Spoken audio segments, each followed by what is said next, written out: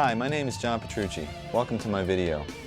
I'm going to be discussing and demonstrating various concepts, ideas, and approaches that have helped develop my style and sound. And hopefully you'll walk away with some insight on practicing and songwriting and developing your overall skills as a player. But before we start, let's make sure we're in tune. Here is my open A string. Get that in tune with your A string and then tune the rest of your guitar to that. I'll see you when you're done.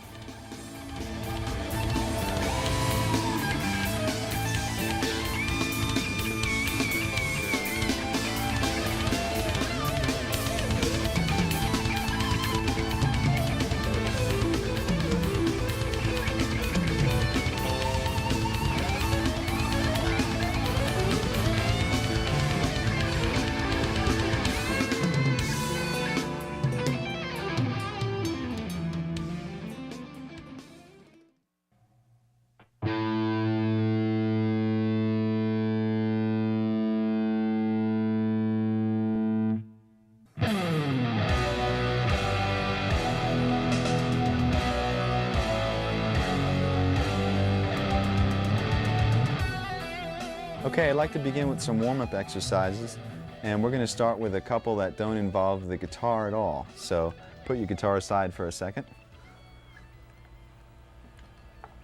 And what we're going to do here is we're going to stretch the muscles that basically are involved when you're playing guitar. And I really think this is essential to having a productive practice session or gig. And it's also essential to not hurting yourself and cramping up.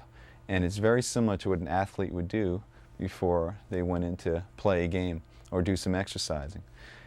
Okay, the first one begins with stretching the back and shoulders and arms. And guitar players tend to slouch when we practice, so these are really important. We're going to start with stretching your arm across your chest. Ooh, my arm just cracked, and yours might also. But you can feel it basically right through your back and your shoulder and your arm. And you should hold these stretches for about 10 seconds each. And then do the same thing with the other arm. Then after that, you can pull your elbow up over your head like this. And you can feel that stretch right through here and in through your back. And then once you do that, you can repeat these exercises as many times as possible. You can move on to your wrists.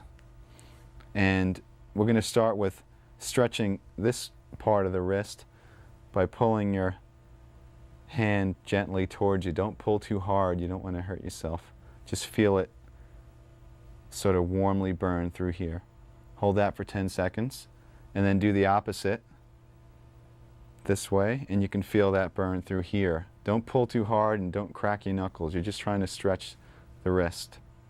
The last stretch is your thumb, and what you're going to do is gently pull your thumb towards your arm this way, and you can feel the muscle stretch throughout here. And then repeat the same procedure with the other hand, and you can do this as many times as you feel necessary. And you should hold each stretch once again for 10 seconds each. Now let's move on to massages. Okay, basically when we massage the muscle, we're stimulating blood flow, and this type of thing you can do in between exercises or during a practice session. I even do this during a gig. So let me show you the areas that might be sore or cramped up. Basically starts with your shoulder muscles, the front of your shoulder, up in here, and use a pretty strong amount of pressure. You can use either your thumb or the heel of your hand or your fingertips. And then the outside of your forearm, this tends to cramp up a lot. And then your hand, and once again you can use your thumb, and you can massage through your palm by using pretty strong pressure. And you can also individually do your fingers like this, going all the way to the tips. And this is great, once again, in between exercises. It really helps to keep your hands limber and loose. And there are other simple things you can do, but just like rubbing one hand with the next and whatnot. And these type of exercises between the stretching and massaging should get you prepared to actually play the instrument. And the great thing about these is that you don't have to be playing. This could be as you're walking into a session, or if you have a couple of minutes before you go on stage or whatever. And it should help you have a more productive practice or gig, and also prevent injury, which is very important.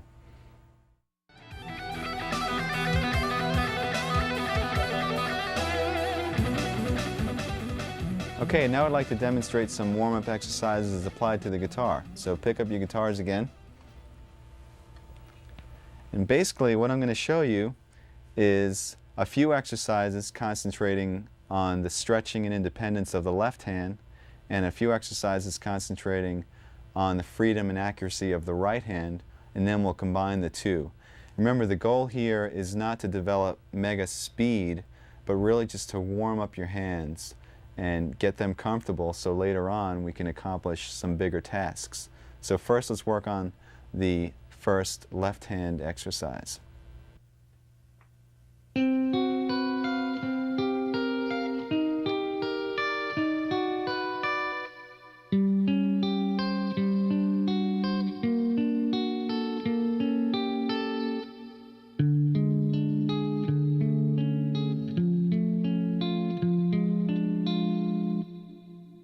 I suggest that you start this exercise higher up on the neck, because once we get into some stretches, it's going to be a little bit difficult as you go down low where the frets are bigger.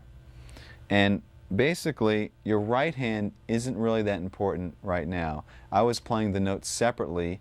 You can play them as chords if you'd like. You can play them without a pick. It really doesn't matter. We're concentrating on the left hand.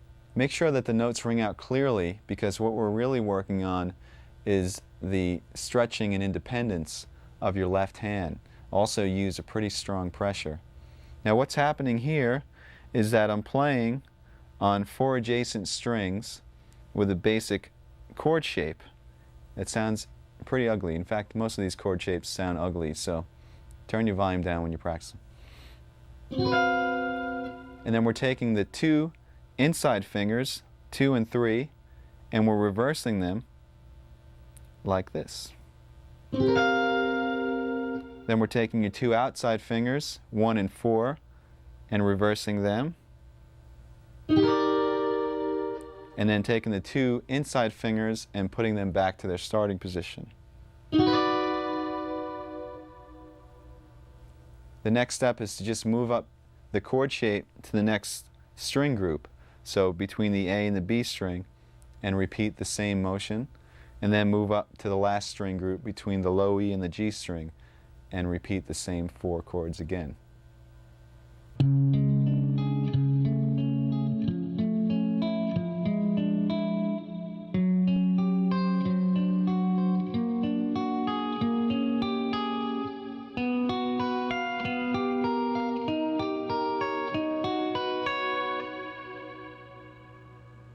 Okay, what I just played is the continuation of the first warm-up exercise. Basically, when you're through, you're going to have a sequence of stretches that continue down the neck. So this is considered part 2.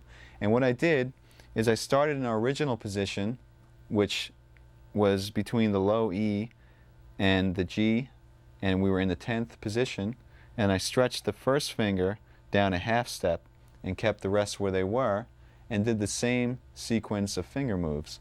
So in other words,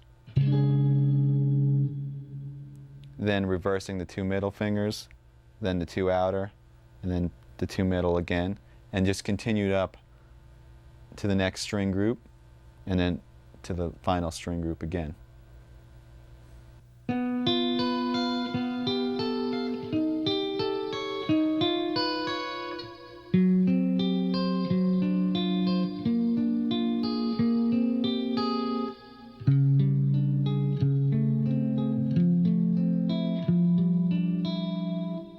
All right, that was part 3 of the exercise. And at the end of part 2, we ended up with this position between the first string groups. Now what you're going to do is put your fingers back in order, and while leaving your 3rd and 4th where they are, stretch your 2nd down a half step. So we have this shape, and once again continue with the moves all the way up the string groups. Now for the final part.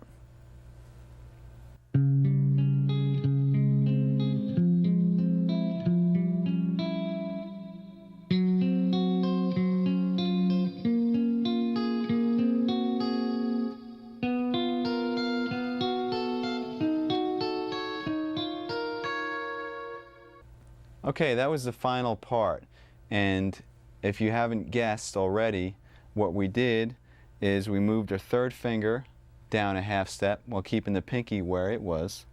So we had this shape. This time the stretch is between your third and fourth finger, and continue with the pattern until we got up to the first set of strings again. And then all you do is you bring your pinky down a half step, which brings you to the exact same shape that you started with, but you're a half step lower, because we started originally in the 10th position, now we're in the 9th position. And that's the first warm-up exercise. Okay, the second warm-up exercise for your left hand is basically a variation of the one that we just finished. You can start in the 10th position again with the same setup, and we're going to do the same moves.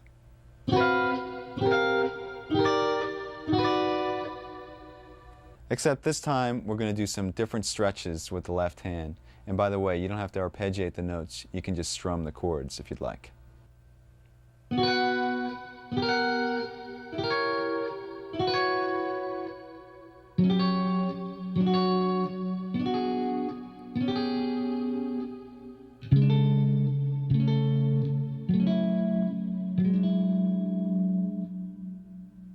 Okay, this stretch was different in that instead of moving one finger down a half step, we move the first finger down a half step and the fourth finger up a half step. So we have a double stretch between the third and the fourth and the first and the second. And then we did the same exact moves.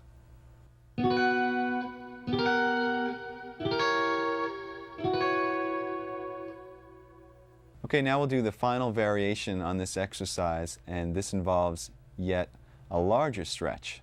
Here's how it goes.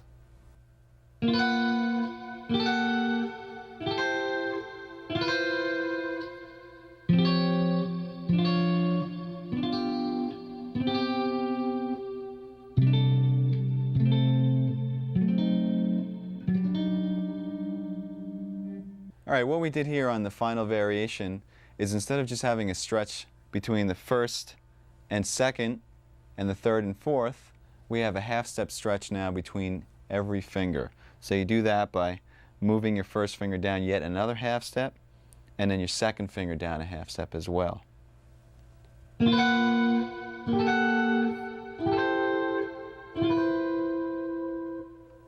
Remember when doing these exercises to make sure that the notes ring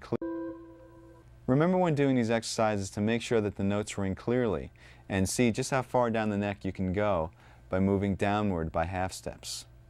Now, for all you crazy guitarists out there, there is one more variation that involves some super stretches. Remember, don't hurt yourself.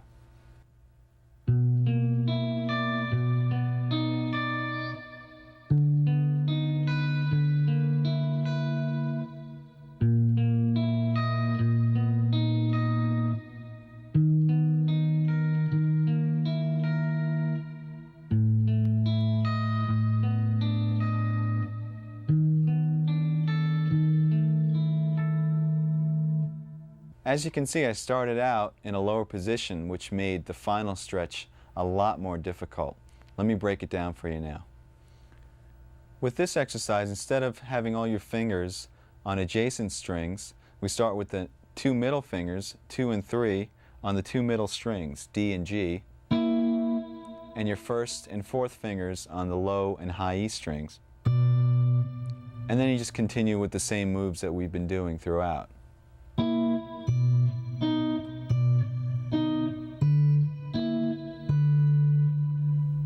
The moves from here should look familiar.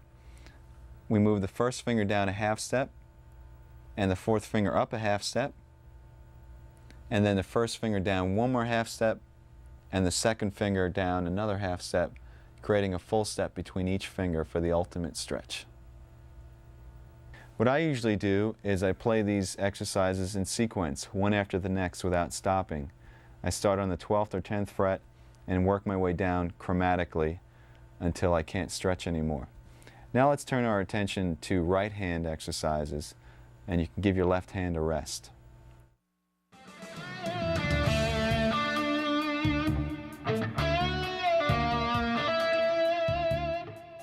The next exercise concentrates on the flow and precision of the right hand and has many variations. So let me demonstrate it in its basic form.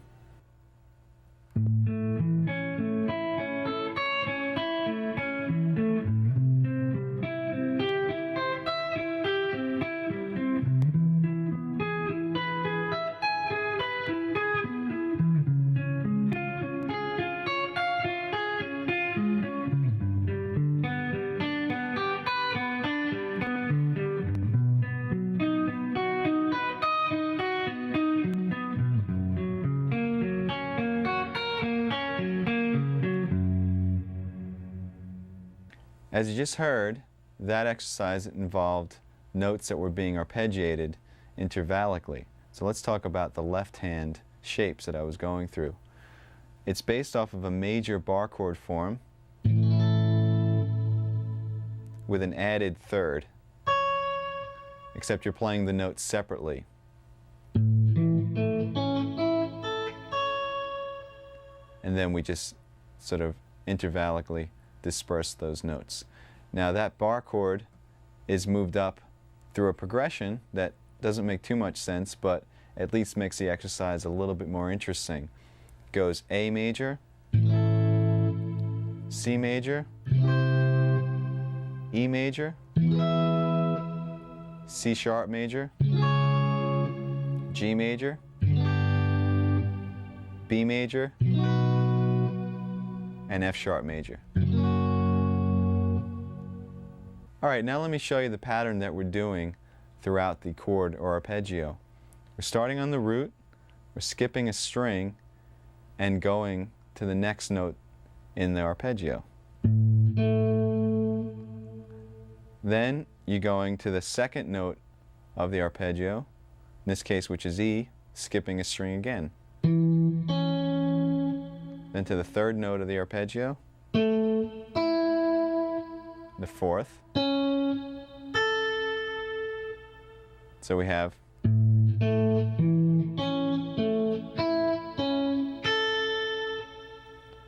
remember to pick down, up, down, up, down, up, down, up.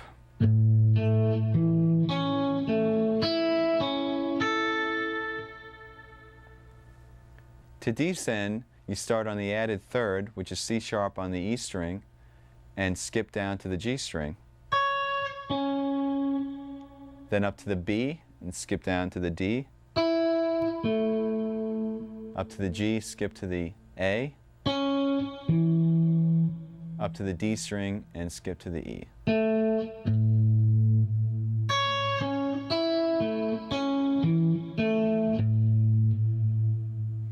Remember once again to keep your right hand picking consistent. Down, up, down, up, down, up, down, up. Don't let that falter at all. So here's what it sounds like when you combine the two.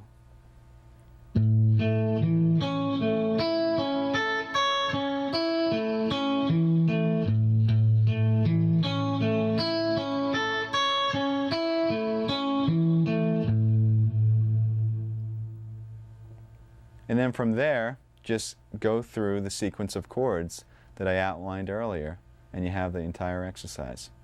Okay, now that you know the initial exercise, all the variations involve the right hand, and we're going to concentrate on our picking. First of all, instead of starting with a downstroke and using down, up, down, up, down, up, do the same exercise starting on an upstroke and consistently playing up, down, up, down, up, down throughout the entire exercise. That's going to look like this.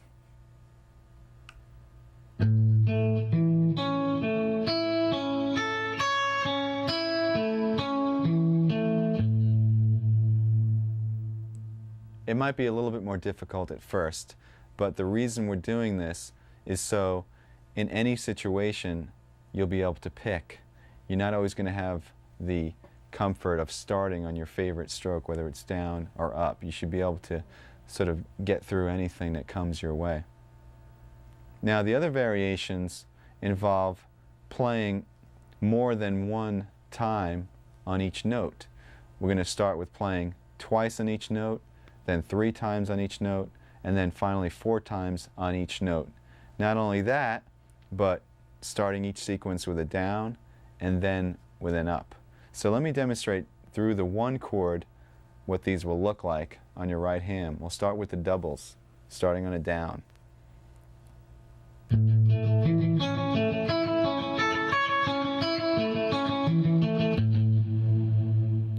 Then double starting with an up.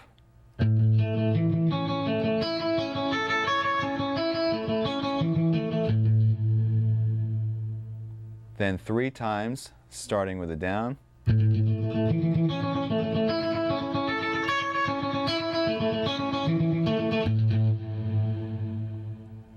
Three times starting with an up.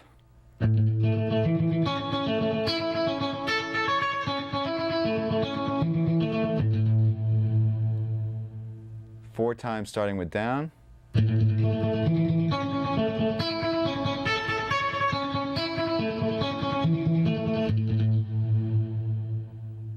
And finally 4 times starting with an up stroke.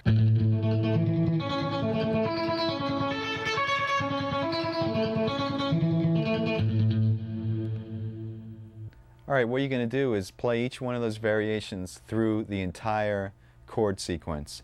Just remember to keep the notes very even, and also to keep that consistent alternate picking, especially when you're playing triplets, going from one string to the next because there's an odd amount of notes per string.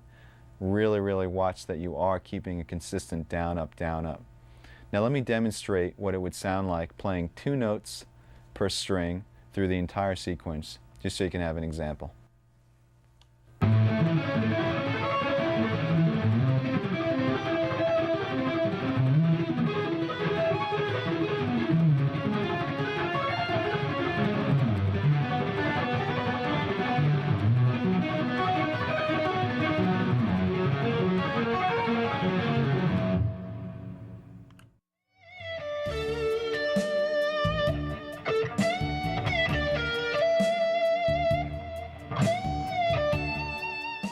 I basically have technique broken down into 4 categories. 1 is scalar or linear examples, 2 is arpeggiated examples, 3 is left hand or legato playing, and 4 is sweep picking. And what I do is I have files in a file cabinet, and I collect information from videos and books and lessons and whatever, and I file them according to topic. If it's an arpeggio thing that I learned from a magazine, I rip it out and stick it into the arpeggio section. And then when it comes time to practice, instead of saying, oh, there's millions of things, how am I going to practice all this stuff? Basically, I make a master list of what's in all those files, and that list changes from day to day. You constantly add to it. And you sit down and you basically customize a practice session. So let's say you have about 2 hours to practice. I personally have 4 categories, so I'd pick one item from each one of those categories and practice that item for a half hour. Move on to the next, practice that for a half hour. And then by the time I'm done after 2 hours, I've covered the entire topic of technique.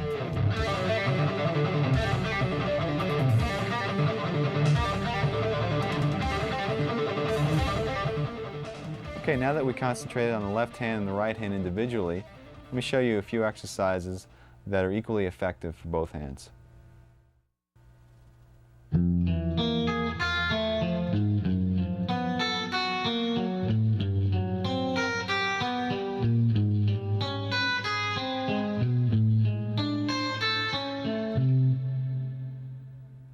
Okay, this exercise starts with your first finger on the low E string on the first fret in the first position, skips over the A string, goes with your second finger on the D string on the note E, and then your third finger on the G string on the note B flat, and your fourth finger on the high E string on the note A flat. And your right hand is picking, once again, down, up, down, up.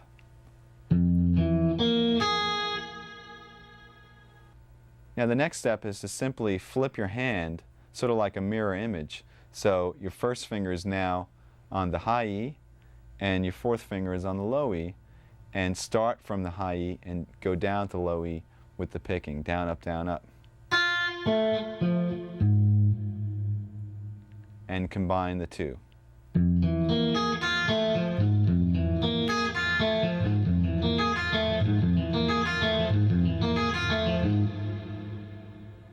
What I did after that is I ascended chromatically, and you should take this all the way up to the 12th fret, and then descend using a similar but slightly different pattern.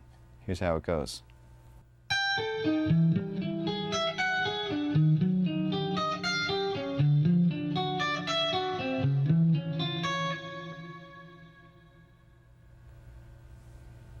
Okay, all I did there is instead of starting on the first finger and ascending 1, 2, 3, 4, we started on the pinky on the high E and descended 4, 3, 2, 1.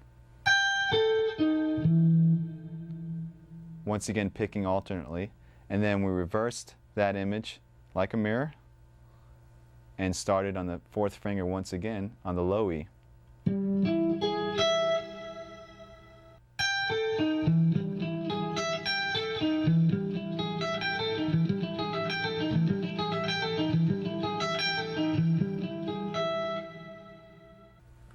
Alright, since this exercise involves alternate picking through string skips, make sure that your right hand picking is very accurate and that you keep your pick close to the strings so you don't hit the string that you're actually skipping. It's called efficiency of motion. Now, you should also practice the same exact exercise starting on an upstroke as well to make sure that you're ambidextrous. No.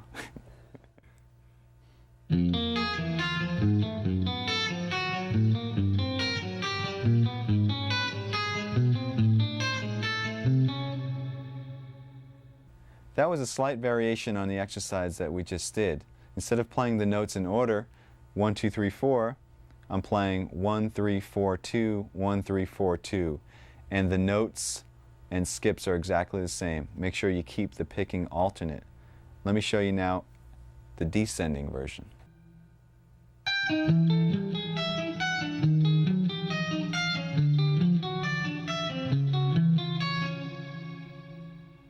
Alright, that was another slight variation, this time on the descending pattern. Instead of playing 4, 3, 2, 1, you play 4, 2, 1, 3, 4, 2, 1, 3, and continue that pattern down the neck chromatically.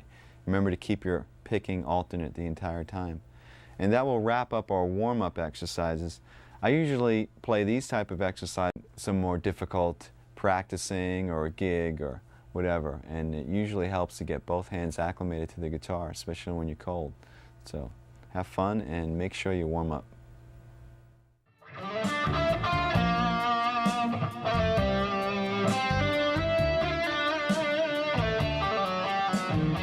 In order to realize our creative visions, it's essential that we develop the craft of our instrument, which leads us to the area of technique.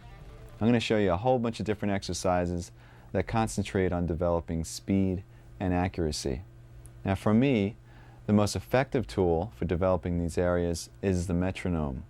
Whether that metronome is a simple click or a drum machine or sequencer isn't important. The important thing is that there's a steady and even pulse. Now practicing and playing to a metronome will help you to play accurately at any speed and also show you how to subdivide the beat any which way that you want. Now the first exercise involves a very familiar looking shape. It's based off of an A major scale in the 4th position, 2 octaves. So let me show you that fingering first.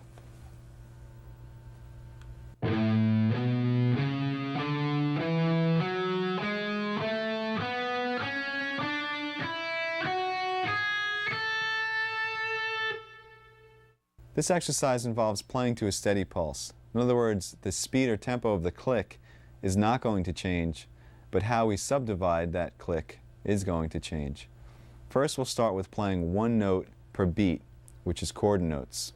Now I have a metronome setting of 66 beats per minute, which is really slow, but by the time we're done, you're going to be playing a lot of notes per beat, so it's important that we start slow. Remember also to keep a consistent down, up, down, up, down, up picking pattern the entire time. Here is chord notes to the metronome. 3, 4.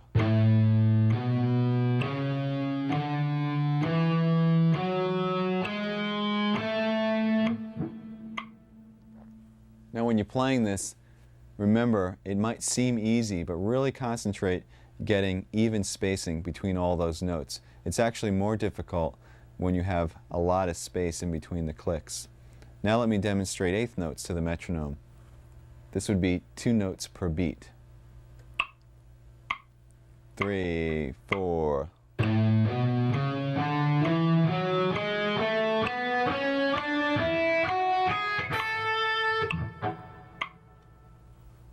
And now triplets, which is 3 notes to the beat. 3, 4.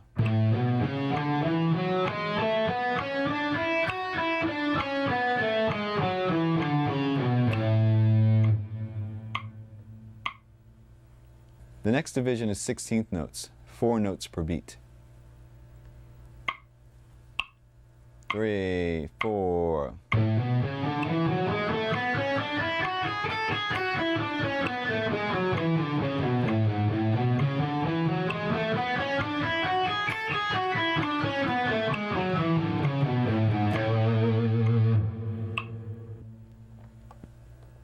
Now we're getting a bit faster. The next division is 6 notes per beat, or 16th note triplets.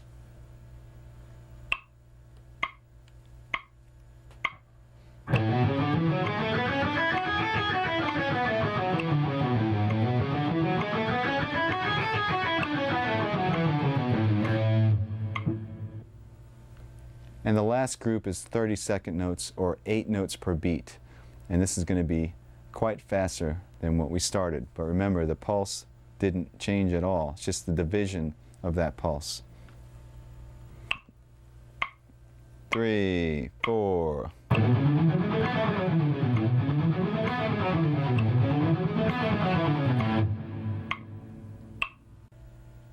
Okay, now that you're familiar with playing to a metronome and subdividing the beats, I'd like to show you how to increase your speed. And what we're going to do here is we're going to develop accuracy at high speeds. The basic concept is you start with a slow tempo on the metronome, play the exercise or example as many times until you've mastered it at that tempo, and then increase the metronome about 8 beats per minute, and then play the exercise over and over at that tempo, increase it, and so on until you get to your desired tempo. I'm going to demonstrate this with an exercise that uses chromatics, 4 fingers in a row, and they're played as 16th notes to the metronome. Let me show you the exercise first, then I'll show you how to develop the speed.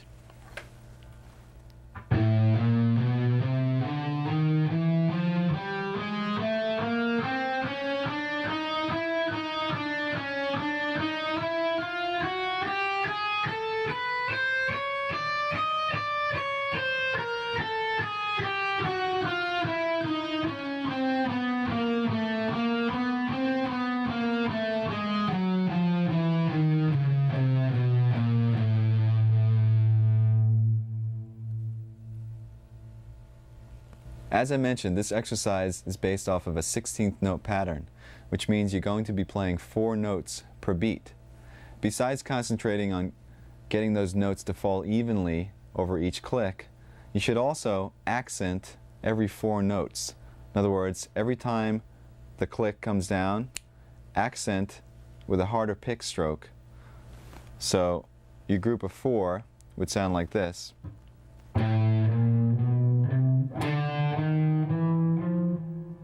Etc., etc.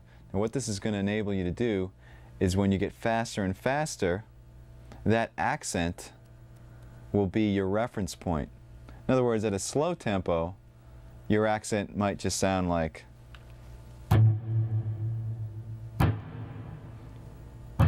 etc. And you'll be able to know where you are. But at a faster tempo, when the notes are whizzing by, your accent might be. In other words.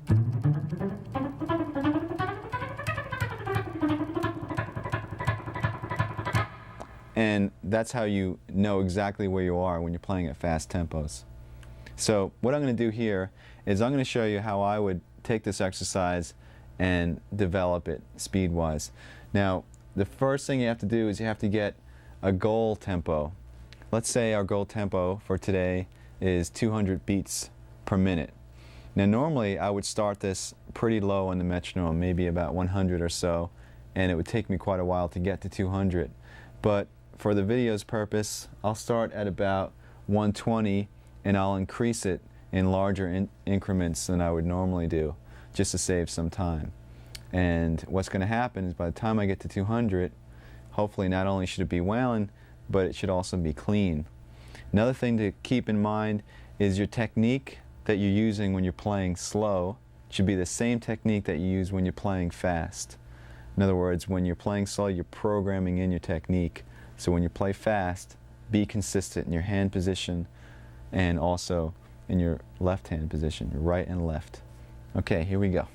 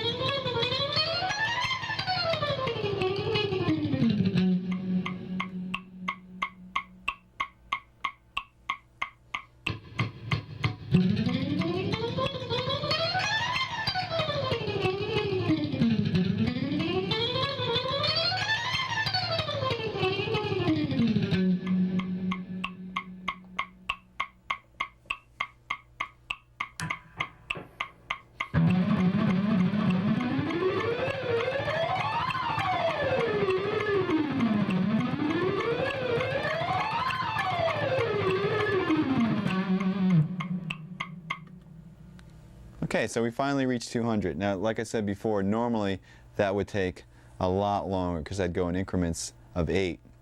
Now, if you find at any point along that development that you just don't have it, it's not coming together, it's not clean, like I'm going up to 200. If 176, I felt like I was pushing it, it's a good idea to back the metronome down. Go to a slower speed.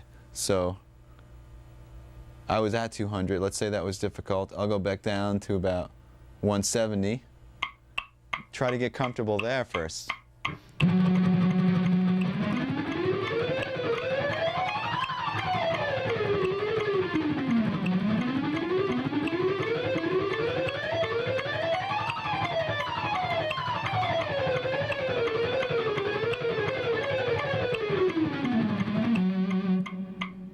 And then go back up to 200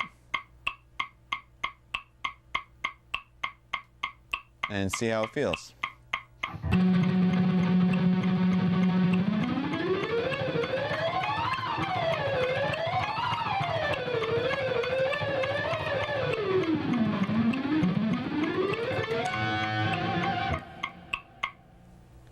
On a similar note, if you reach this desired speed that you're going to and you still want to push the envelope a little further, what you can do is, let's say you want to hit 208 now.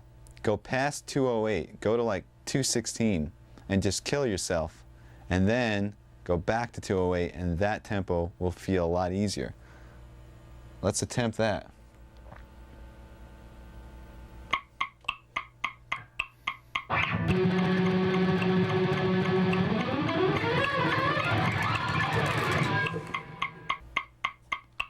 That was very difficult. Let's go back down to 208 and see if it's any easier now.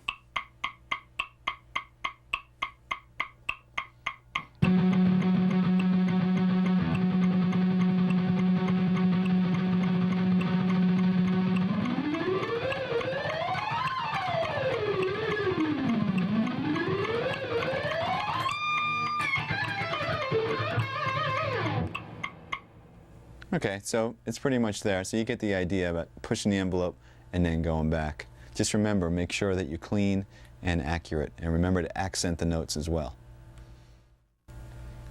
Okay, now I'd like to demonstrate the same technique, building speed and accuracy, but this time with a 16th note triplet pattern.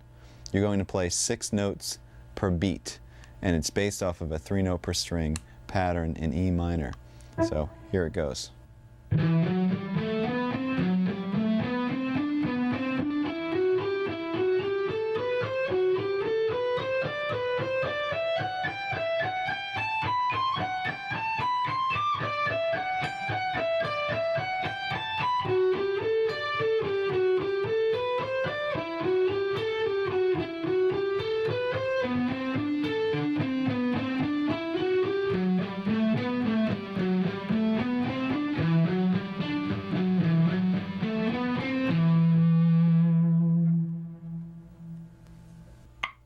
One, two, three, four.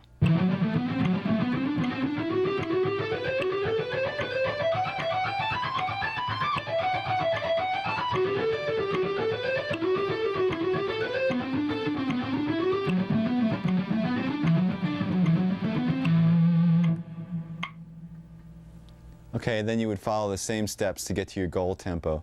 Let's say your goal tempo in this case is about 126. Let's hear what it sounds like at that tempo. 1, 2, 3, 4.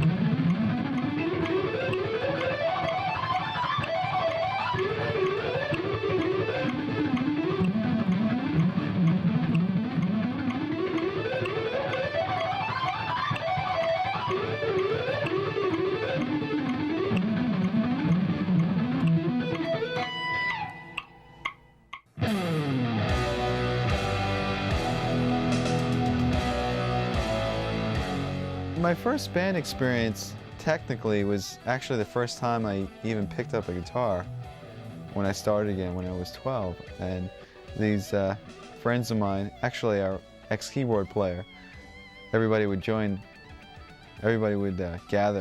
at his house because he had a piano.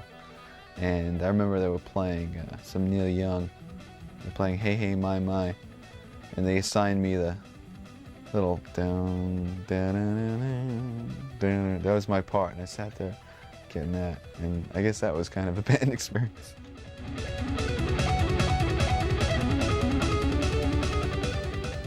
Another good way to develop speed is to work on what I call fragments or segments. That is, if you have a long exercise or passage that's really difficult to play, instead of trying to swallow the whole thing, take bites, work on small and then connect them one by one until you have the big picture. This way you can concentrate on one little thing at a time as opposed to tons of notes. Now I have several examples of what I call scale fragments, and they're little patterns that you just play over and over and over and over, and eventually I'll show you how to develop these into long scale sequences that you can use in soloing and whatnot. So let's start by going through the different scale fragments.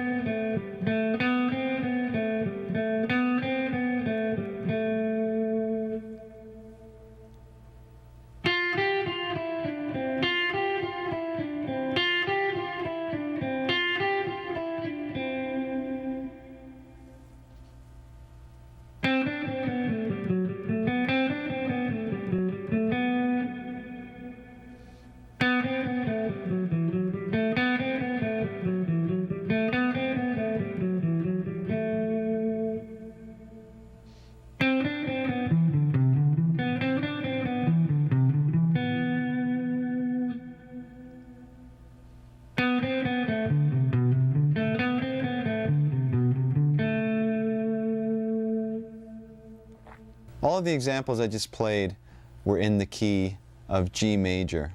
You can play these anywhere on the neck between any two strings. It doesn't really matter. You can practice them chromatically, meaning if you were playing this one, perhaps play it 4 times in each position and then move up a half step.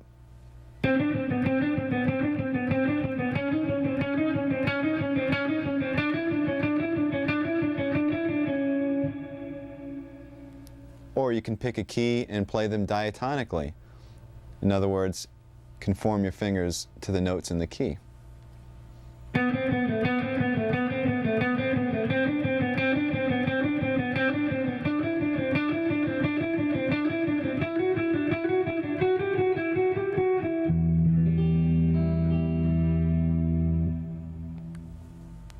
You can practice these scale fragments with the metronome, as we discussed, or there's a couple of other ways to develop speed. First way involves playing the exercise over and over and over, but starting in a slow tempo and gradually increasing the speed and then bringing it back down to a slow tempo. So you're almost like revving, your playing. And as you do this, as you play faster, you can also vary the degree of dynamics that you pick with. You can pick harder or softer. It's a really good way to develop the speed. Here's an example.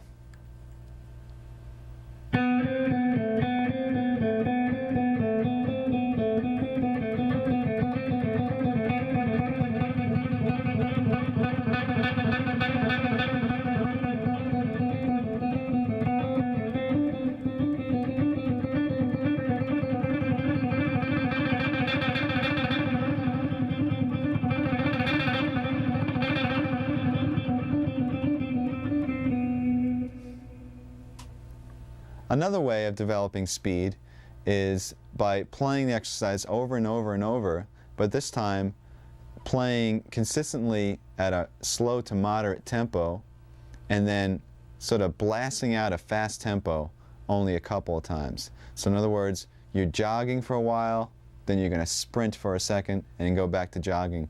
This is a way to build stamina as well as speed. It sounds like this.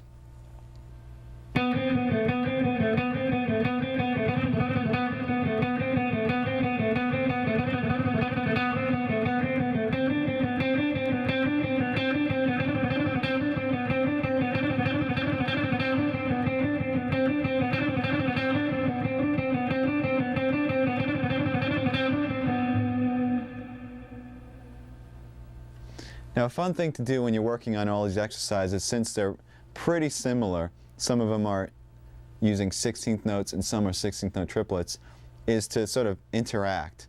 In other words, mix them together. Like you might have one that sounds like, which is what I've been playing for the last couple of seconds. And there was another one that went. There was also another one that went. Try combining some of these exercises randomly and use your imagination. It might sound something like this.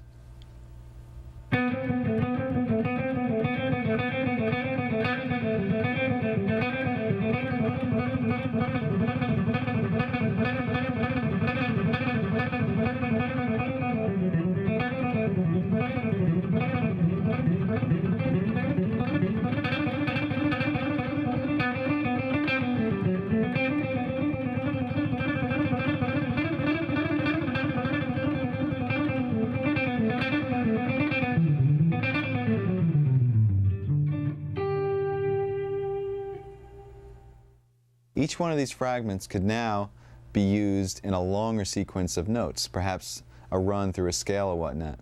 So let me show you how a few of these can be developed. 1, 2, 3, 4.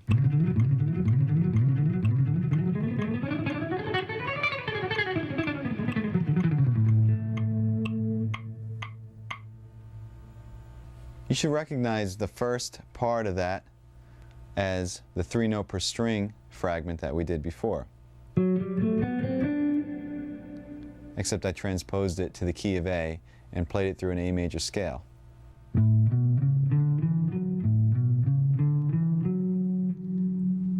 And the sequence consisted of playing that same pattern starting from each string.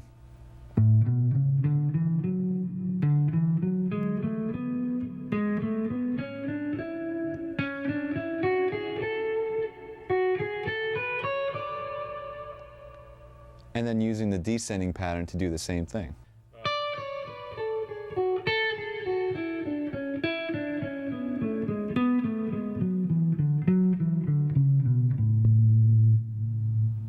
Now you can play these patterns through the scales. You can change positions. You can play and repeat the sequence in any position as many times as you want. Just kind of mix it up, and that makes for a good run in a solo if you're trying to build some tension. I'll demonstrate that a little bit later.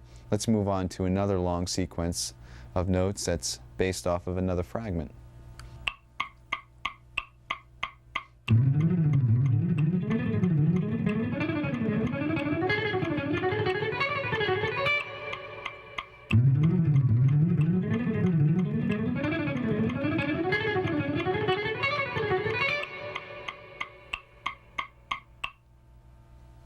And here's the descending version of that.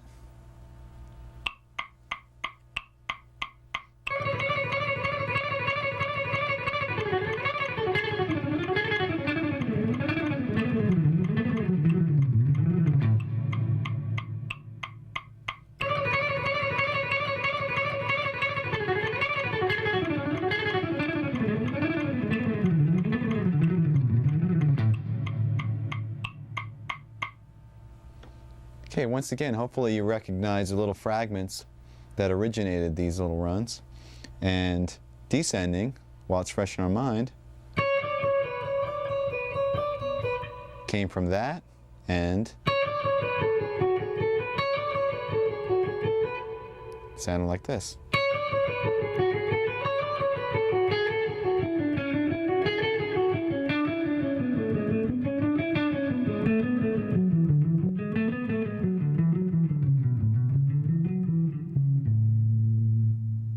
And ascending was pretty much the same thing, except starting on the first finger. It also has a little bit of the triplet in there. But we're just arranging the notes so that it works out to be a 16th note pattern.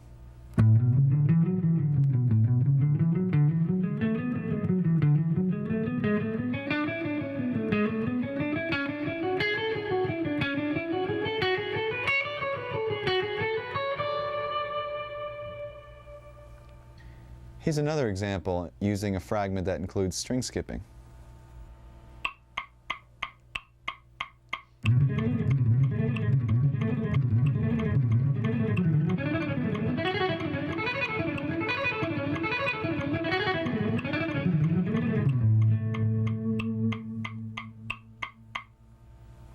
Now with this one, instead of moving up the neck, playing 3 notes per string, I stayed in the same position because it facilitates skipping strings without having to do any position changes. So instead of having to go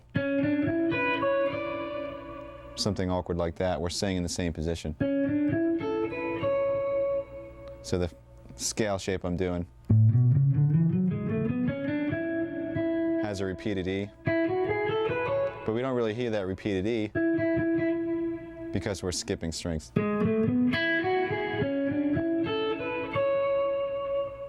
Here's the pattern slow.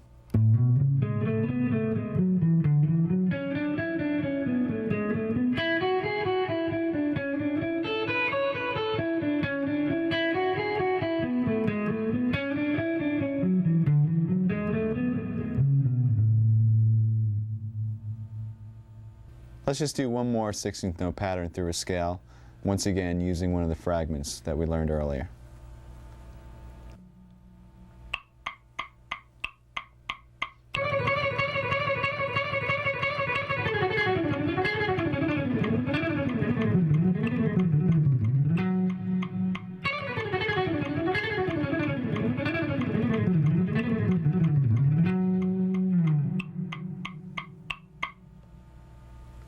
Here it is slow. See if you can recognize the fragments in this one.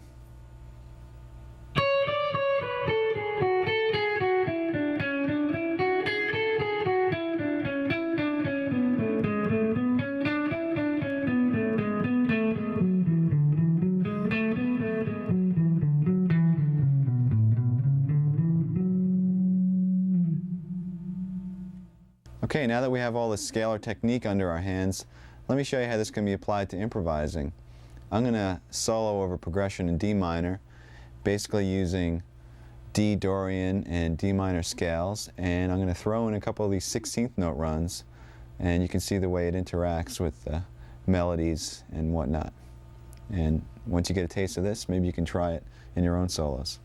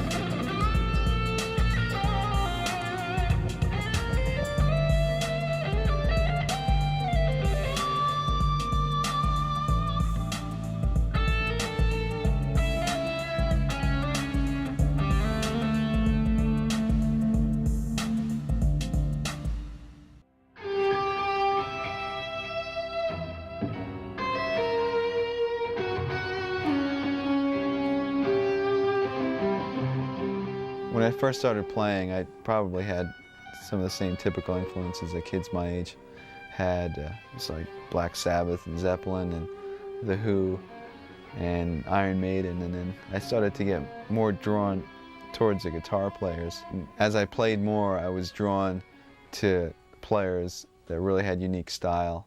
I was really into Rush and Alex Lifeson and Steve Howe with Yes, Randy Rhoads, and then I finally discovered Steve Morse, and my life changed. I heard the Bash for the first time, and I was just like, this is unreal. Got every Dregs album, and started getting into Steve and the Dregs, and Al Di Meola and Alan Holdsworth. I had a similar experience hearing Stevie Ray Vaughan for the first time, like just blown away.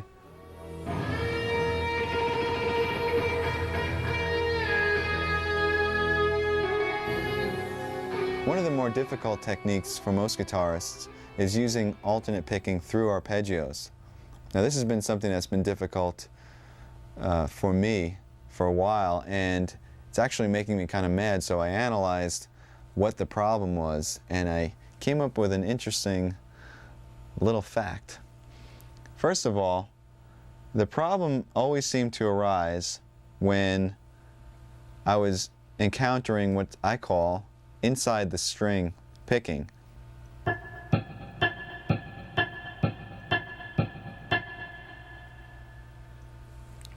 that to me is really difficult because it seems like your pick is kind of trapped in between these two strings, as opposed to playing on the outside of the strings like this, where it feels like you have a bit more freedom of motion. To experiment and see if this is a problem for you, I suggest playing two notes on adjacent strings, let's say A on the G string and D on the B string, and first try picking them starting with a downstroke and then with an upstroke. And let's see how that feels. Try it at various tempos, see how fast you can get it.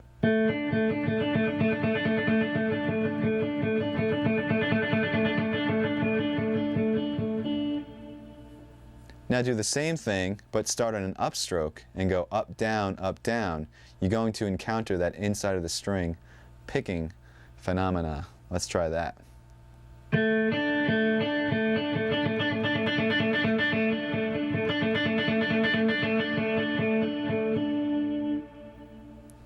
Now my right hand immediately starts to tense up as soon as I encounter that inside of the string technique, and I think it's because I feel like I'm sort of trapped and I have no range of motion. This is usually a problem for most guitar players. Some guys have this taken care of, and we'll have to shoot them all. But anyway, how do you practice this? How do you get around this? Well, very simply, you just practice the motion that you're having a problem with.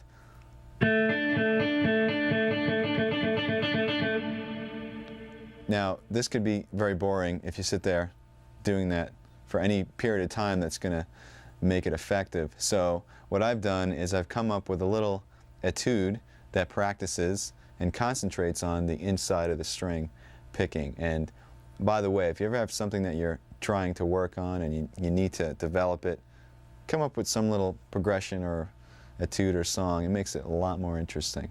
So let me demonstrate it for you now slow, and then I'll play it up to tempo.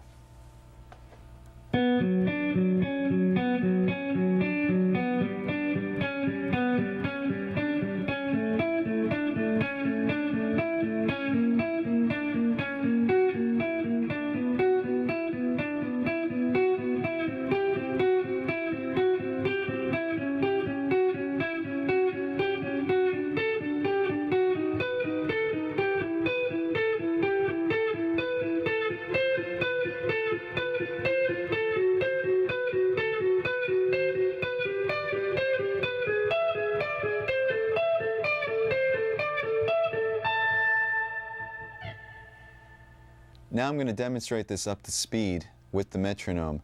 Make sure that the pick strokes are even and that you maintain, in this case, down, up, down, up, down, up, because we're starting on a higher string and going to a lower string, which once again makes us encounter this inside of the string technique. So here we go.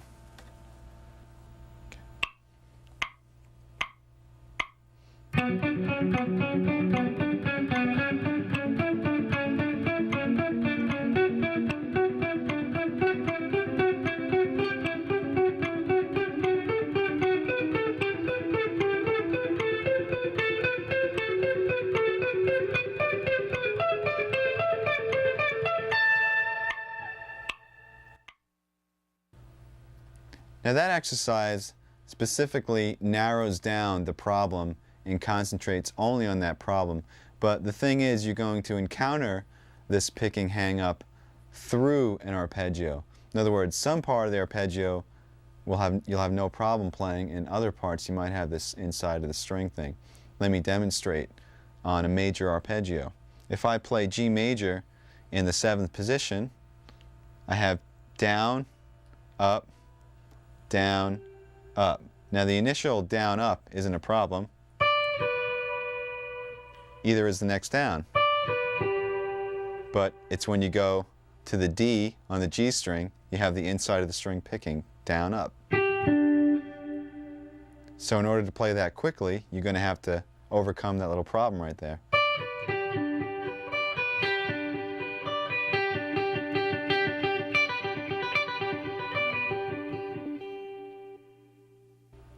So once again, instead of practicing that same arpeggio over and over, I came up with another little etude that incorporates major and minor arpeggios, and that picking hang-up is kind of snuck in the middle of the arpeggios. So it's not just only concentrating on that, but it's incorporating it into a larger picture. Here it is slow.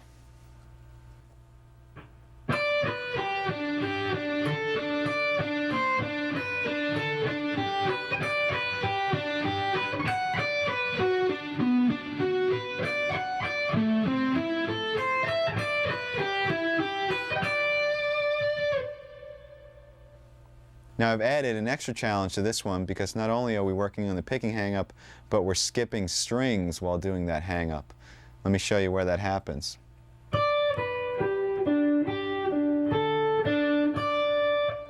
Right over here between the D and its octave, between the D and the C, between the D and the B. You're playing up, down, and also trying not to hit the B string while you're at it.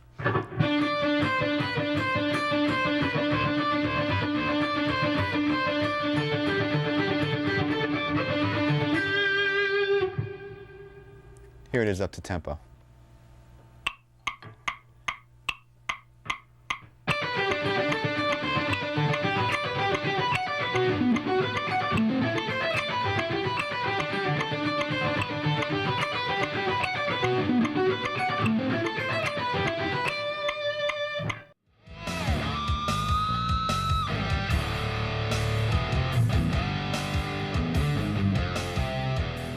I first picked up the guitar when I was 12, and I didn't take any formal lessons.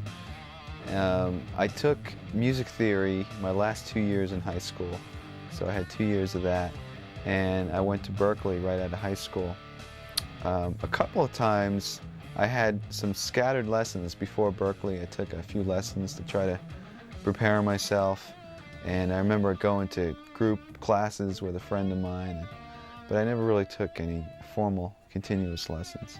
By the time I went to Berkeley, I had been working on technique and chops and stuff like that, and I had a couple of years of classical music theory.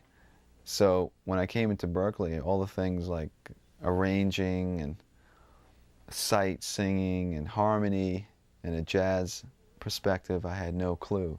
So I remember taking the placement and just getting in like level 1 of everything and starting from scratch. And I think that the most I learned there was in harmony and about chord structure and progressions, and also how to continue to learn, because that was one of the things that I kind of picked up on, is that there's such a resource out there, whether you're going to school or not. I mean, it's great to go to school because you have the discipline of going every day, but there's just so many resources out there. And the students that really applied themselves, whether it was to the library, the listening rooms, or attending recitals, they really excelled. And the ones that just kind of sat there and thought it was all going to come to them eventually weren't there anymore.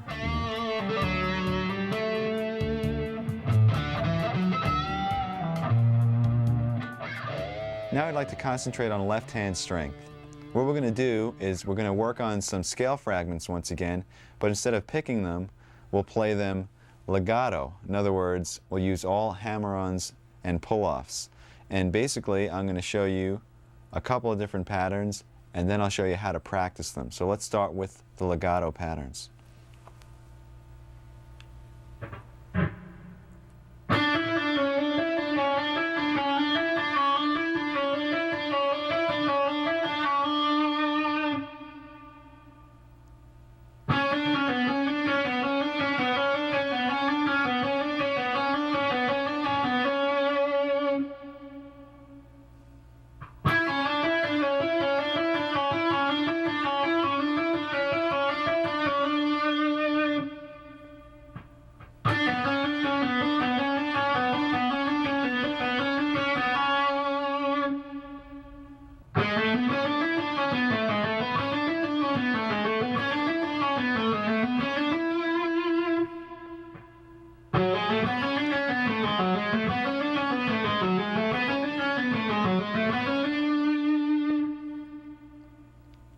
Okay, this is how we're going to practice these. You're going to play each pattern to a watch this time for a minute each. If you feel like you need more, you can do each for 2 minutes or 3 if you'd like. The idea is to not stop. Do one exercise into the next, a minute each. And you can play them at varying speeds. Just make sure that the notes are clean and that you're using complete legato technique. Now, with the last couple, notice I did pick, except I only picked when I was ascending from the D string to the G. Happened right over here.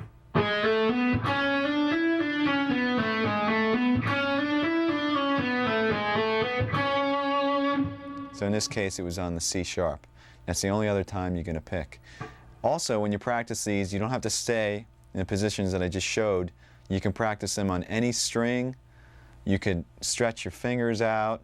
You can play them in any position, in any key, diatonically or chromatically. Let me demonstrate a little bit. Remember, 1 minute each without stopping.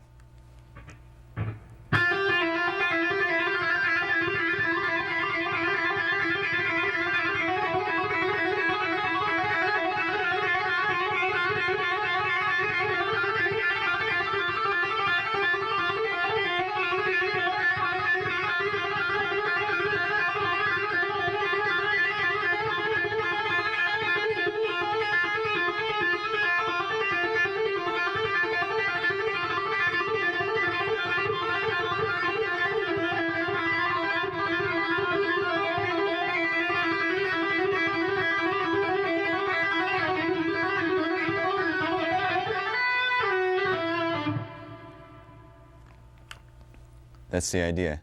Okay, once you get those all practiced, I suggest that you do our little massage thing that we talked about in the beginning, and also stretch your wrists, because it's time to take those fragments and put them into expanded sequences through scales using very little picking.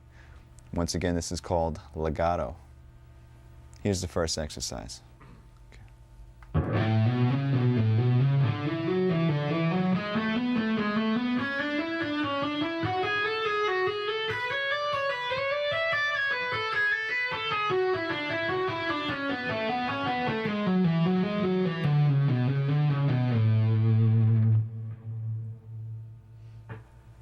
Okay, basically what the one that went like this,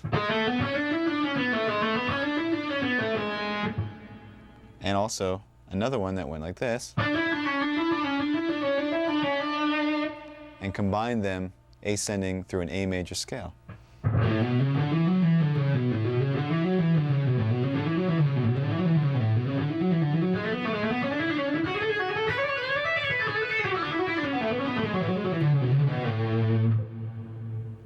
Descending, we shifted up to the next position in the key and worked our way back down the scale. Let me play the two scale positions by themselves, just so you know what they sound like straight through.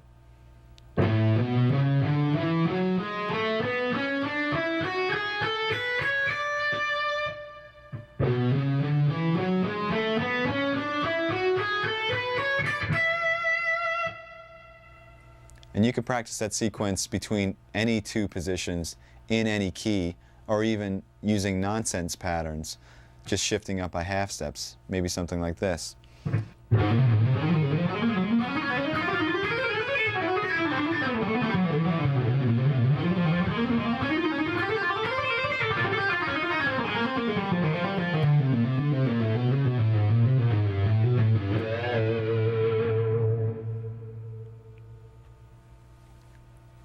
Now let's hear the original pattern up to speed.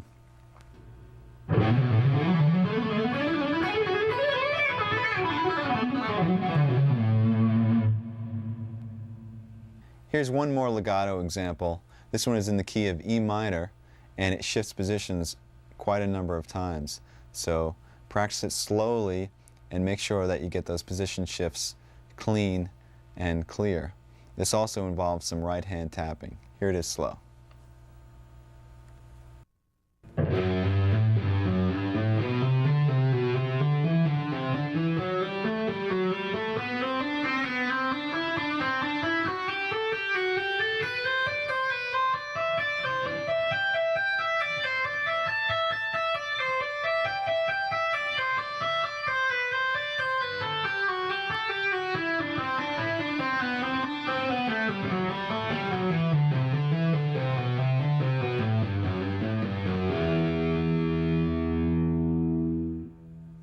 Let's break this down into segments so you can practice each section and then put it all together. It's basically ascending in 3 octaves, and the pattern repeats. Here it is. So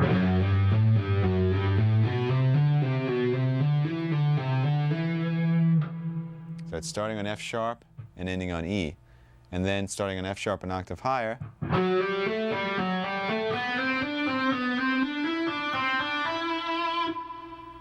the exact same thing, and then 1 octave higher, starting on the B string.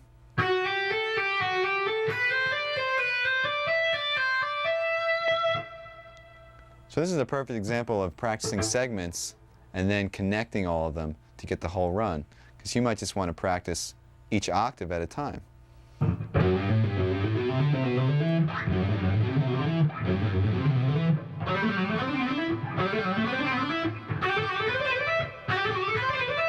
Then put it together.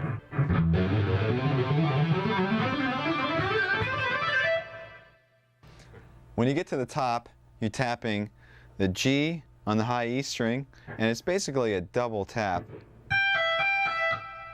And then you're tapping A, and then back down to G.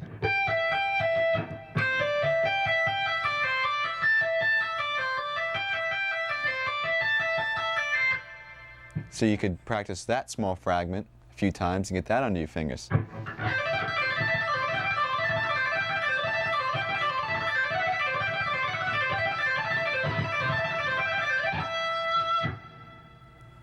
And descending, we have another 3-octave pattern.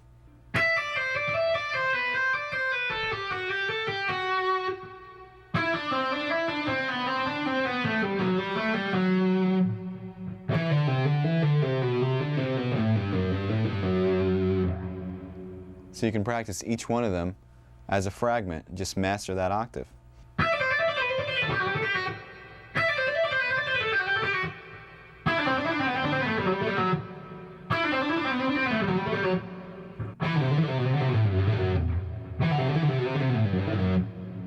And then put them all together.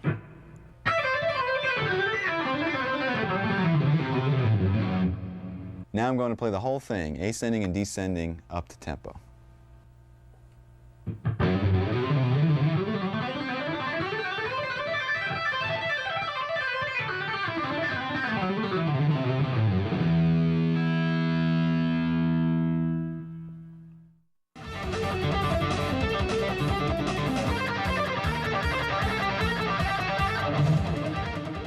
When we first started the band, we were all 17 or 18 years old.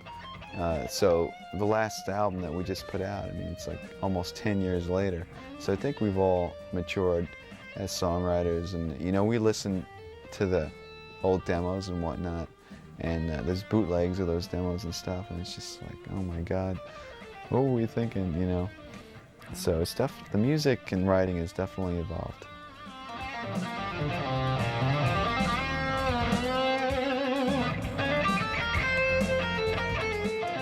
To wrap up the topic of technique, I'd like to introduce a different style of picking other than alternate. It's called sweep picking, and some of you may be familiar with this technique, some of you may not be, but in either case I'd like to offer you my exercises and things like that that basically isolate the technique, and then you can expand and apply it to things that you might already know. Now I usually apply sweep picking to arpeggios and not really to scalar examples.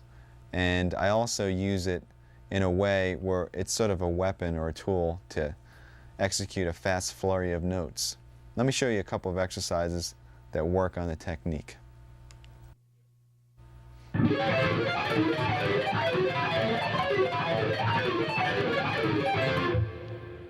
All right, there's two things to keep in mind when working on this exercise. One of them is to separate the notes of the left hand. In other words, you're not playing chords, but you're separating the notes and playing arpeggios. And also, with the right hand, you want to separate the notes as well. In other words, don't strum them all together, but push down on the pick so it knocks into the next string, sort of falling from string to string. You don't want to make separate motions like this. You want to push the pick down, down, down, down, and then up, up, up, up, pushing against the strings. Now you can actually mute the strings and work on just the right hand.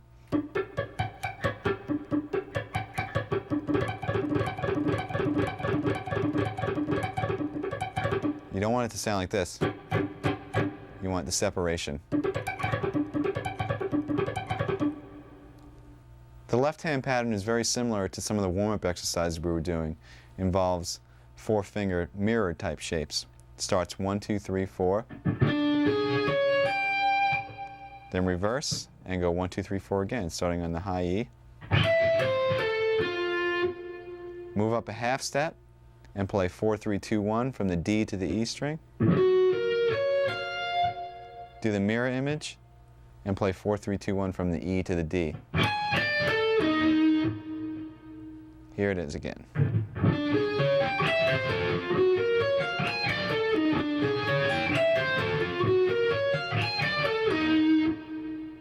And then simply move it up, continuing in half steps.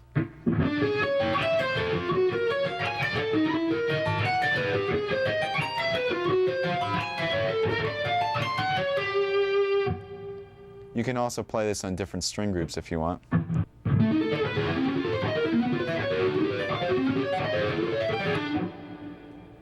Okay, just as a fun variation, you can take this technique and just mutate the notes of the left hand And I came up with, once again, another etude using the sweeping technique. It goes like this.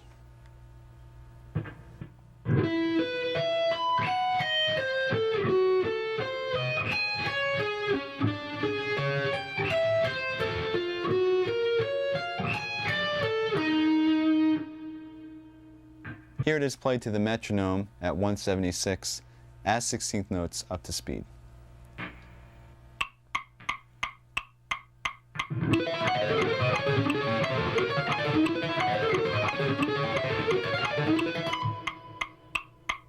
To break this down, we're using the exact same pattern as the exercise. In other words, 4 notes ascending and 4 notes descending, and then doing the same thing starting on the pinky, except I just changed the notes. We start on E, and we're playing a power chord, E, and then the 5th B, and then we're doubling that, E and B. And for the reverse, we're playing an A diminished 7th chord, starting on F sharp and descending to A. F sharp, E flat, C, and A. Then we're going down a minor third, and we're doing an F sharp diminished 7th. So we have F sharp, A, C natural, and E flat, which is actually the same thing as an A diminished 7th in another inversion. And for the reverse, we're playing a D flat power chord, which is D flat and the 5th A flat. But we're starting on the A flat and descending.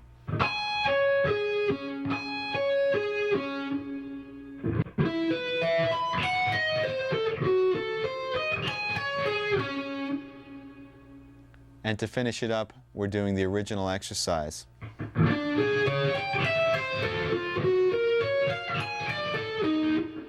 Which ends us up on E flat, a half step away, to start over again.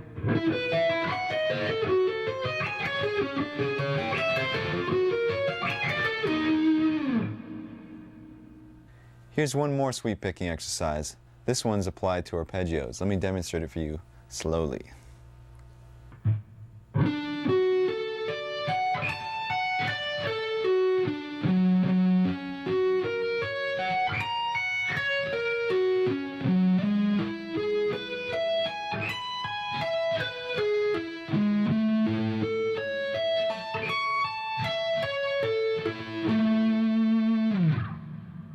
This pattern is based off a major arpeggio, so let's go through the different arpeggios and the chords that they come from. First one is D, coming from this chord fingering, with an added 5th, A. Second one is F sharp, based off of an F sharp bar chord, with an added 3rd.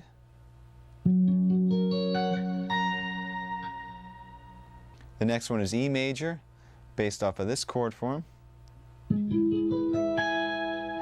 once again with an added 5th. And the last one is A major, based off of this bar chord with an added 3rd.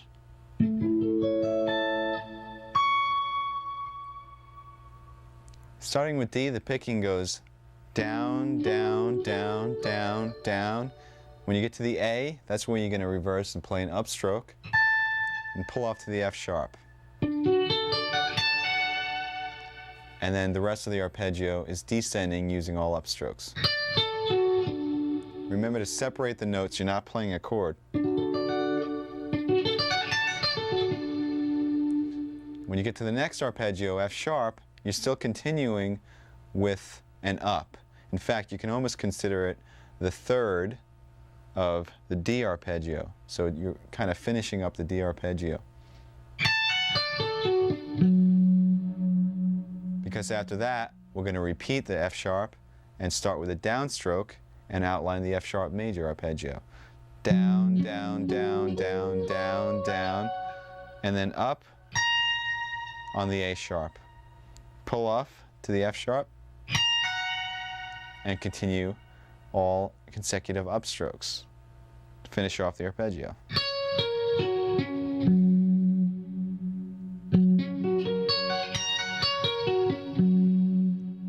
So from the D to the F sharp, it sounds like this.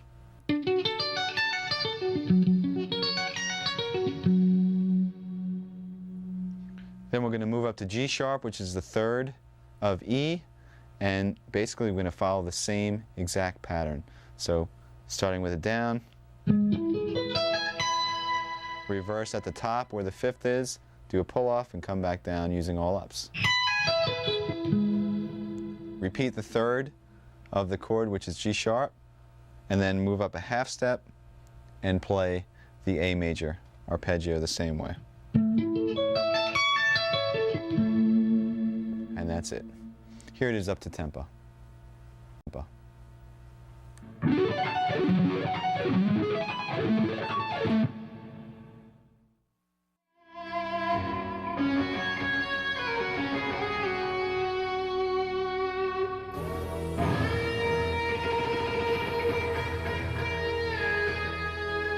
The majority of our writing process is together as a band.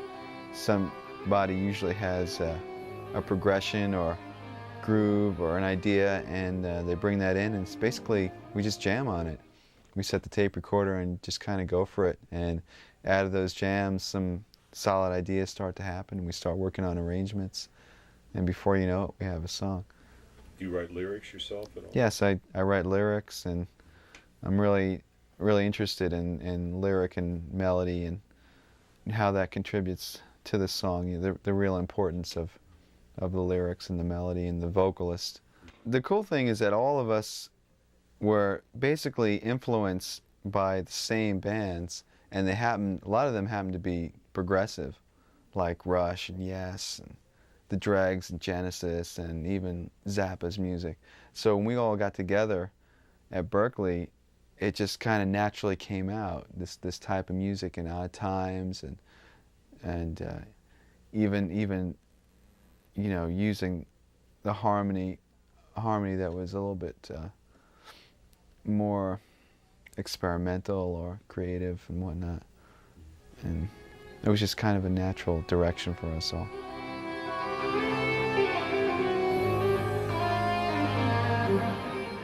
We've been focusing in a lot on developing techniques for soloing and chop building, but let's switch gears now and concentrate on building your chord vocabulary. What we're going to do is we're going to take the ever-faithful power chord,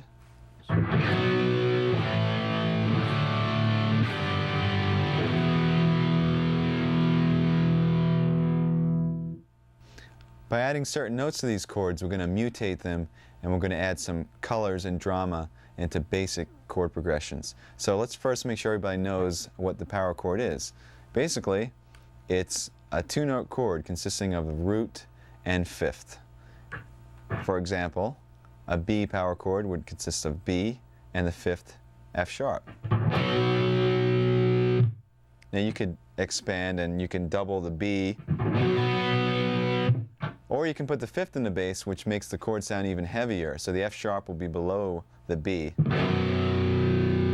This is really effective.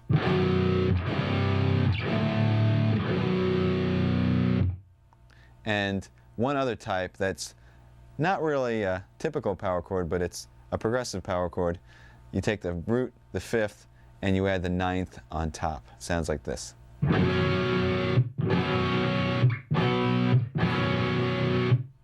To explore this topic a little bit further, you have to understand two things. First of all, which notes can be added to the power chords, and second of all, how those notes affect the name of the chord and also the function of the chord in the progression. First of all, we have the root and fifth, what you see as an example. If we add an E or a third to that, we have a C major chord.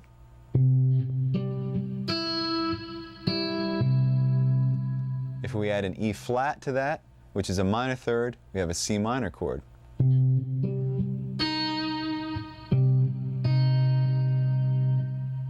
If we add a second or ninth to that, we have what's called a suspended second chord. In this case, it would be a D.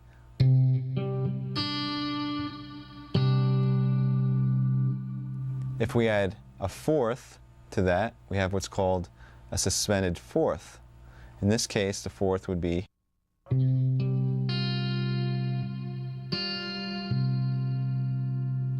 All of those chords added one note to the power chord and drastically changed the sound.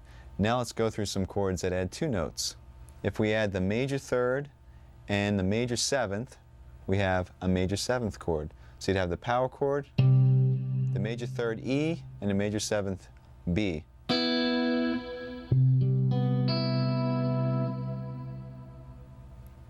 If we add the minor third and a flat seventh, we have a minor seventh chord. In this case, it would be an E flat and a B flat added to the power chord.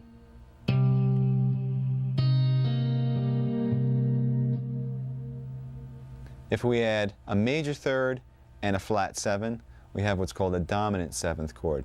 In this case, E is a major third, B flat is a flat 7th, added to the power chord.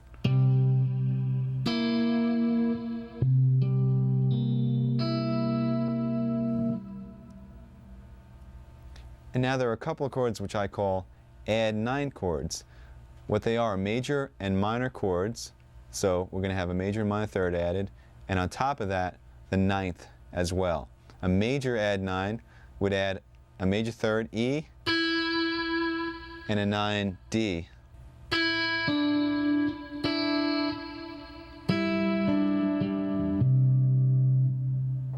A minor add 9 would add the flat third, E flat, and the 9th D.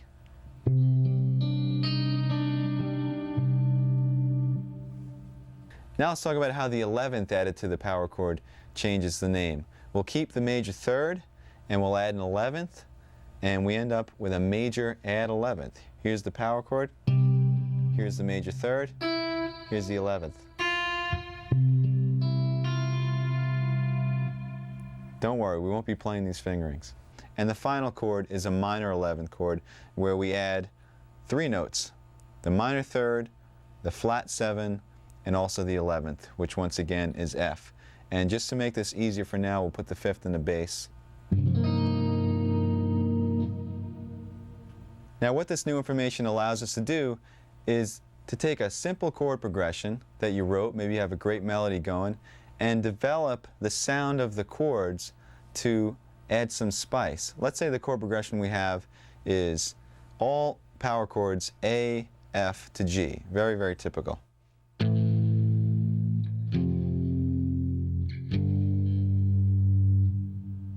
By adding some of these intervals and creating these more interesting chords, perhaps we can make it sound a little bit more interesting, or we can take it in a more dramatic direction. So I'll turn the A into an A minor add 9. We'll turn the F into an F sus 2. And maybe the G into a G sus 2. So what started out as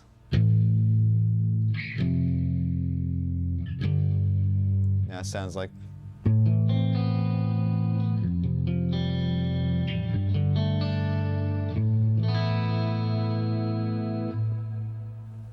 that's the basic picture.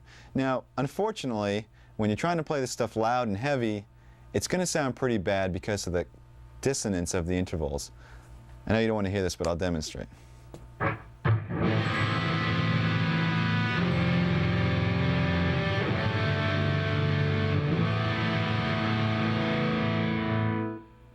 Some of them don't sound that bad, but once we start getting to 11ths and 7ths, believe me, it's horrible. People will cringe. So here's where orchestration comes into play. What we're going to do is we're going to divide the part up into 2 separate parts. And you can do this when you're recording, or you can do it in a band. If you have a bass and guitar, you could divide the parts up. Or if you have 2 guitar players or guitar and keyboards. The concept is one guy plays the power chord, or the root and the 5th, and the other guy plays the added tension. Sometimes it's either 1 note, sometimes it's 2, sometimes it's 3.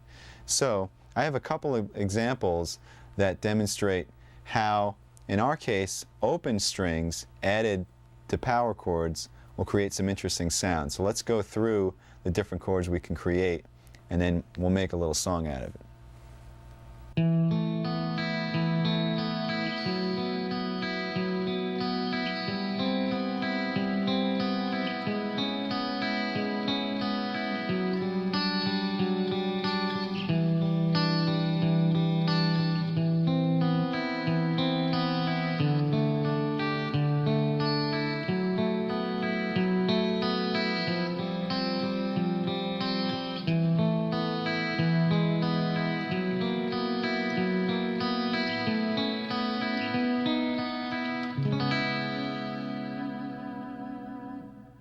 The first power chord was an A. We added a second to it, and it created an A suspended second. Second power chord was a B. We added a fourth to it, and we created a suspended fourth. The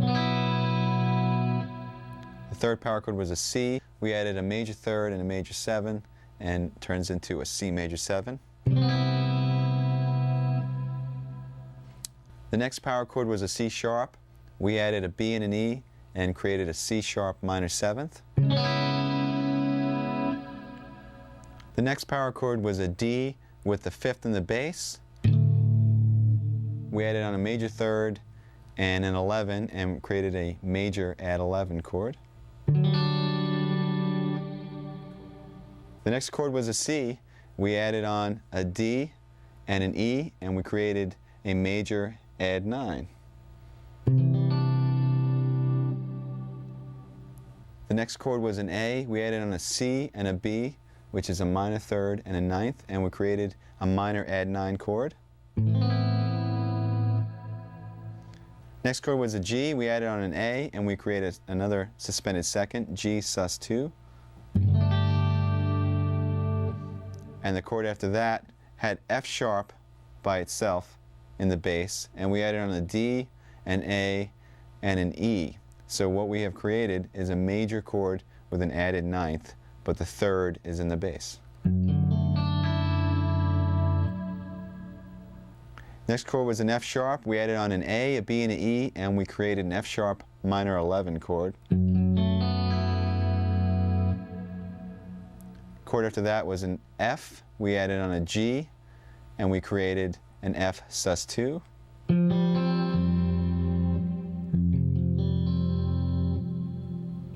After that we had an E, and first we made an E suspended fourth by adding on the fourth A, and then we made an E major by adding on the third G sharp. So we had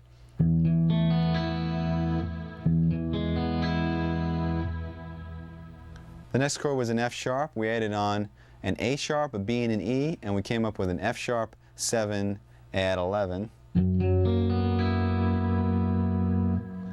The chord after that was an A. We added on a B and a C sharp to create a major add 9. And the second to last chord was a B, and we added on a D sharp and an E to create a major with an added 11th. And we end the whole thing up on a C sharp minor 7. Okay, so I'd like to demonstrate with the sequencer what this sounds like with the two parts divided up. So I'll play with a heavy sound, the power chords, and the sequencer will play the picking part that I demonstrated before. And instead of having an ugly mess trying to play it all together with distortion, we have a nice collaboration of the two parts. And this is great when you're recording because you can add a lot of fidelity. You can have a great heavy sound underneath, and then with an acoustic or a super clean guitar you can do the picking, or that could be piano, whatever. It adds a lot of dimension to your writing. So let's hear what that sounds like.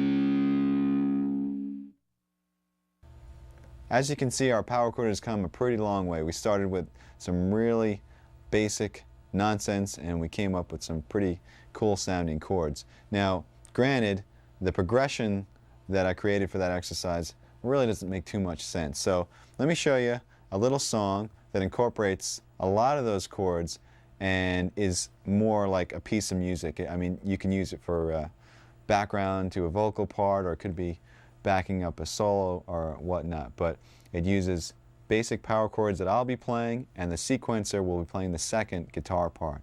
And check it out.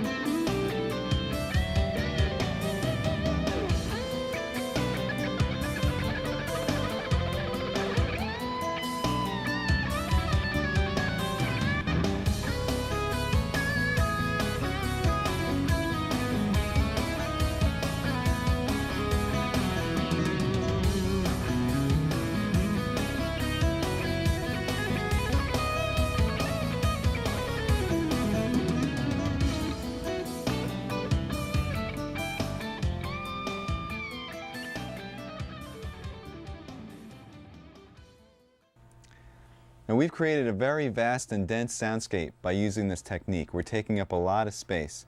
So it's important that you really listen to what the other players in your band are doing. For instance, let's say this type of interaction that we just went through was going on between bass and keyboards. It might not be necessary for you to play a moving part along with that. You might want to choose a soaring melody or some lush chords in the background. The point I'm trying to make is that you should really listen for space when you're writing. Listen for register and listen to what the other people are playing. This way you contribute what's right for the song as opposed to just worrying about your own little part. Remember, the song comes first.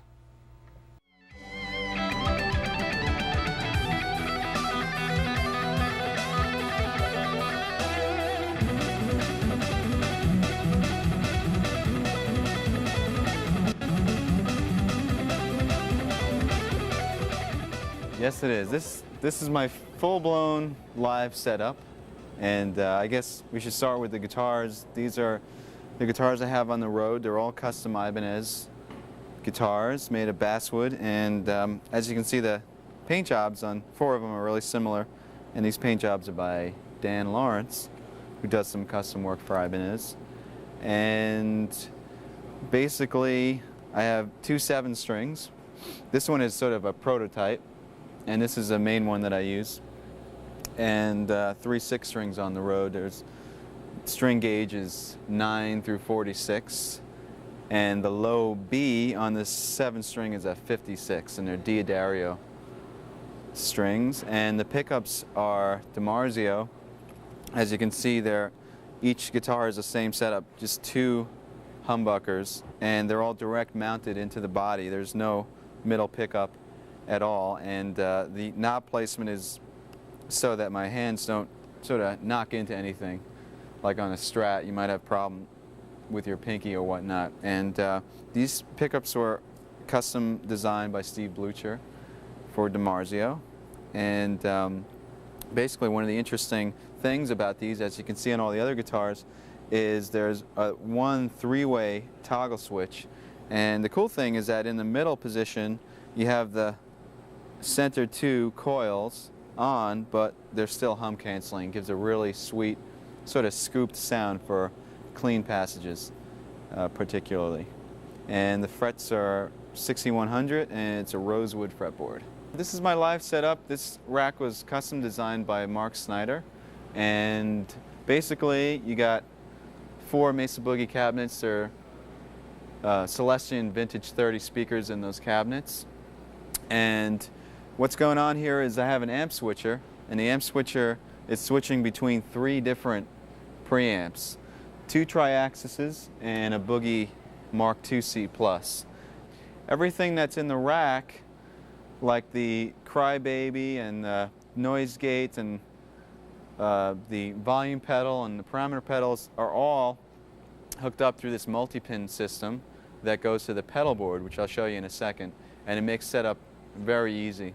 And also, the rack has a data dump. It's an Alesis data disk that allows me to save or reload any of my MIDI programs for the PCM 70 or the TC Electronics 2290, or even the Mesa Boogie Triaxis.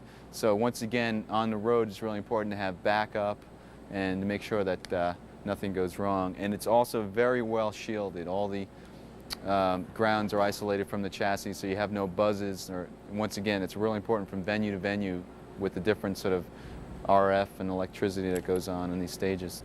I use these picks. These are Jim Dunlop Jazz 3s for all the electric playing. And then for acoustic, I use these Dunlop 0.71 millimeter picks, which are a little bit lighter. And I play the acoustic. This is an Ibanez acoustic, and it's better for strumming and whatnot, the lighter picks. And the way it's set up over here on the stand enables me to go from electric to acoustic very quickly during the show. Just kind of come up to it and play a song.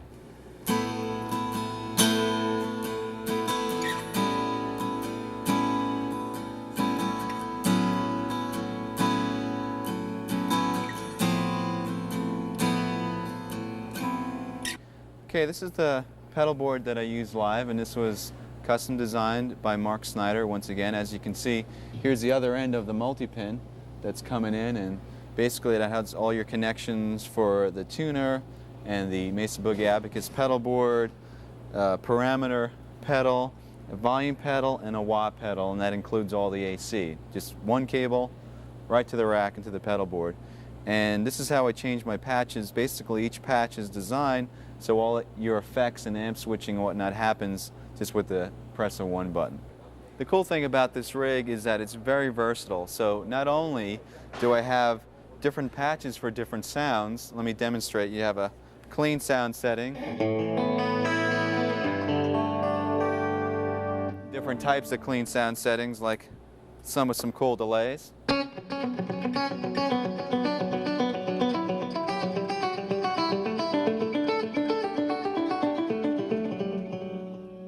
And then we have some basic heavy rhythm sounds.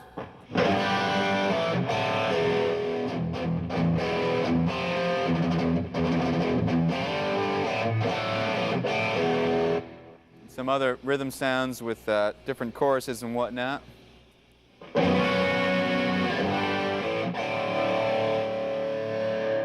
And also a couple of cool lead sounds.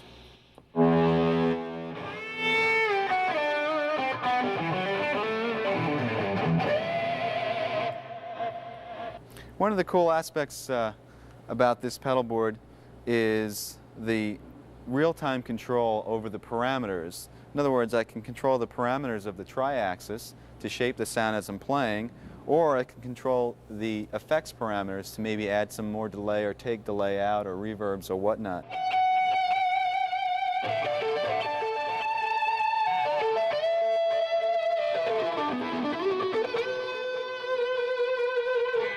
But if you're playing a faster line, you don't want as much around it, so you just ease off the pedal so there's not as much delay on it.